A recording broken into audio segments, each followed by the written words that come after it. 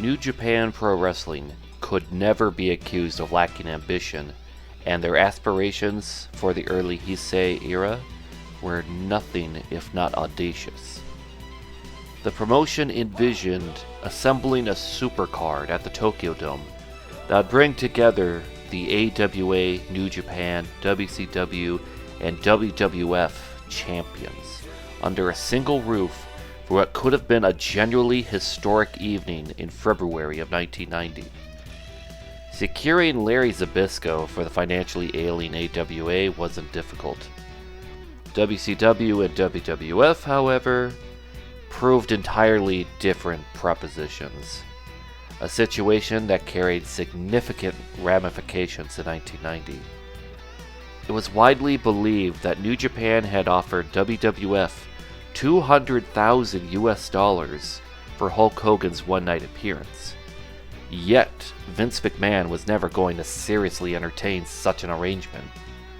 Beyond the financial considerations, McMahon simply lacked the degree of control he demanded, and the war between WCW and WWF made any collaborative venture exceedingly unlikely. During this period, New Japan found themselves engaged in a fierce battle of perception with the UWF, each promotion fighting to establish whether strong style or U style represented Puro's true essence.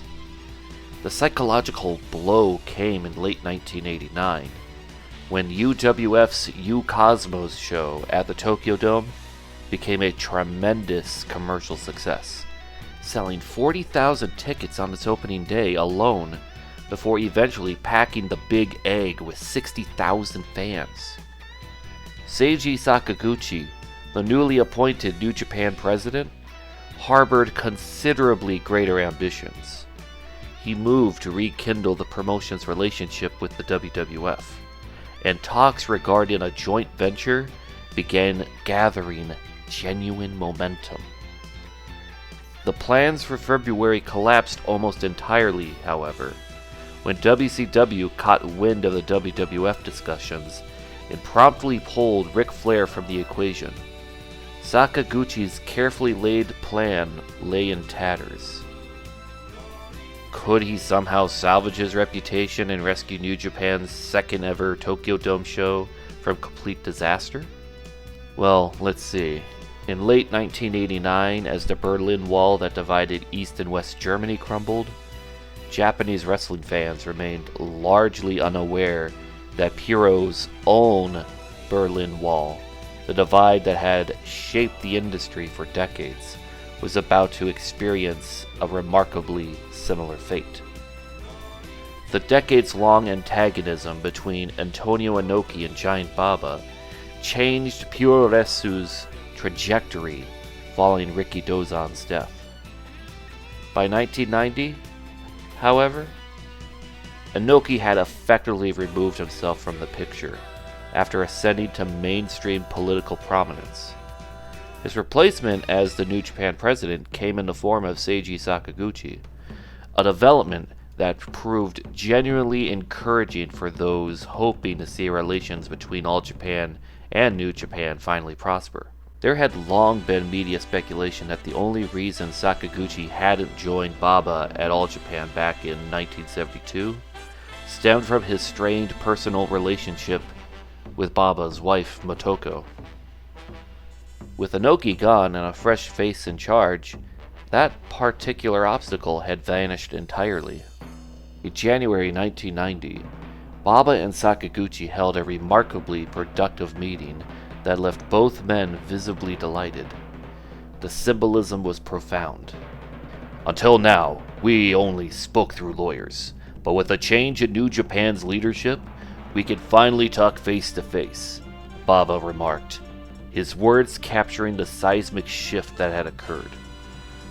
Baba even broached the possibility that had long seemed impossible, a dream all-star show bringing together the best of both promotions. We discussed it. There are no more obstacles. I want to work positively for the growth of the industry, he declared. everything appeared to be falling perfectly into place for Sakaguchi. Then came a bitter blow. A telex arrived from WCW informing New Japan that Ric Flair, Keiji Muto's opponent at February's Tokyo Dome event, was being pulled from the card ahead of April's Wrestling Summit. In a moment of desperation, Sakaguchi launched an SOS call directly to Baba, requesting that he loan Genichiro Tenryu and Stan Hansen to bolster the card.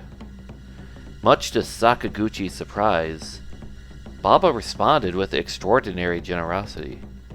He didn't merely send Tenryu and Hansen, he also gave him Jumbo Tsuruta, Yoshiaki Yatsu, and Toshiaki Kawada, but he would later be replaced by Mitsuharu Misawa as Tiger Mask 2.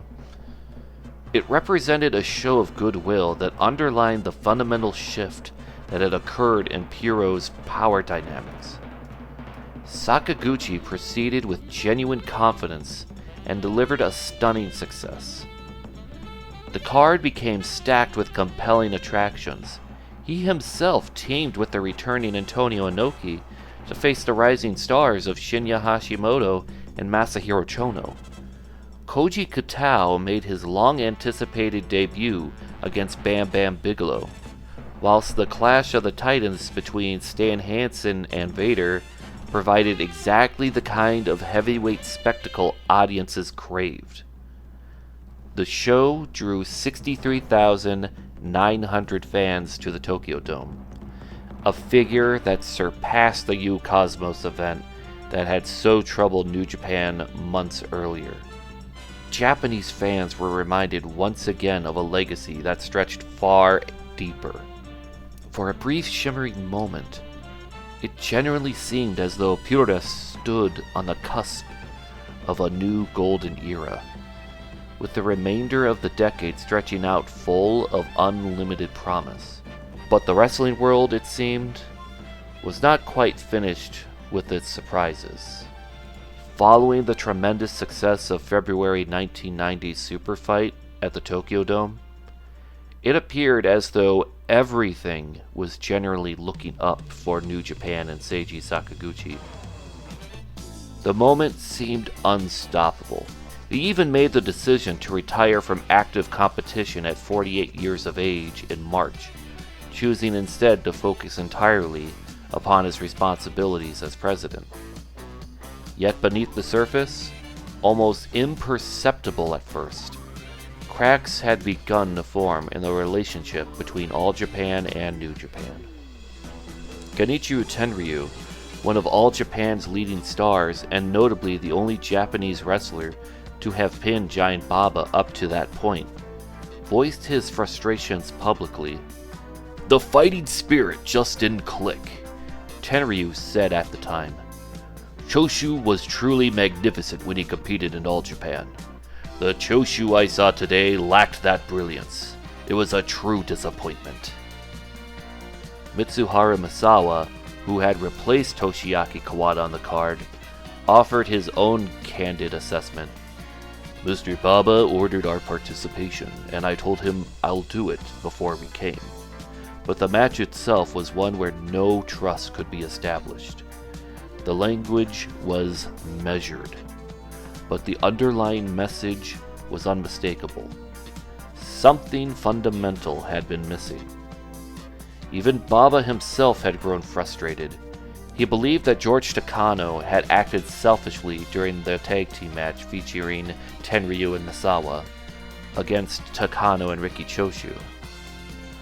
Then came a bombshell that would fundamentally alter Puroresu's landscape once more.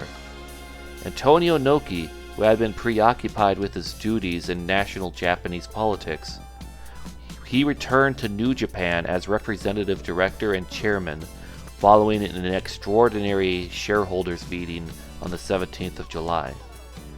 His return was swift and decisive. As quickly as the metaphorical wall had been torn down, it was rebuilt with equal speed. The bridge that had briefly connected the totally different worlds of All Japan and New Japan had proven to be thin-layered indeed, constructed by the trust between Baba and Sakaguchi.